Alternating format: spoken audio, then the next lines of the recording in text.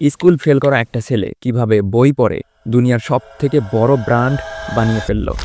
Richard ব্যারেনসন ছোটবেলায় ডিসলেক্সিয়াতে ভুগতেন, মানে পড়ার অসুবিধায় ভুগতেন। ক্লাসরুমে শিক্ষকরা বলতো তুমি কিছুই বুঝতে পারো না, বন্ধুরা হাসাহাসি করত, পড়াশোনায় ব্যর্থতার কারণে পরিবার হতাশ। একদিন হঠাৎ স্কুলের লাইব্রেরিতে সে খুঁজে পেল স্ক্রিউ ইট, লেটস ডু ইট এমন উদ্দীপক কিছু বই।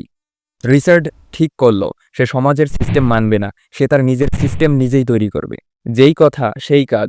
ভার্জিন গ্রুপের যাত্রা শুরু হলো একটা ম্যাগাজিন থেকে। লোকে বলল তুমি তো লেখাপড়া জানো না, ব্যবসা করবে কিভাবে? ব্যারেনসন প্রমাণ করলেন সঠিক মাইন্ডসেট আর জ্ঞানের জন্য ডিগ্রি লাগে না, লাগে পড়ার অভ্যাস। আজ Virgin Airline, Virgin Records, Virgin Galactic সবকিছু মিলিয়ে তিনি বিলিয়ন ডলারের সাম্রাজ্যের মালিক। এই গল্পের পিছনে ছিল একটা সহজ কিন্তু উপেক্ষিত সত্য, জ্ঞান খুঁজতে হলে বই পড়তে হবে। Let's do it, be unique.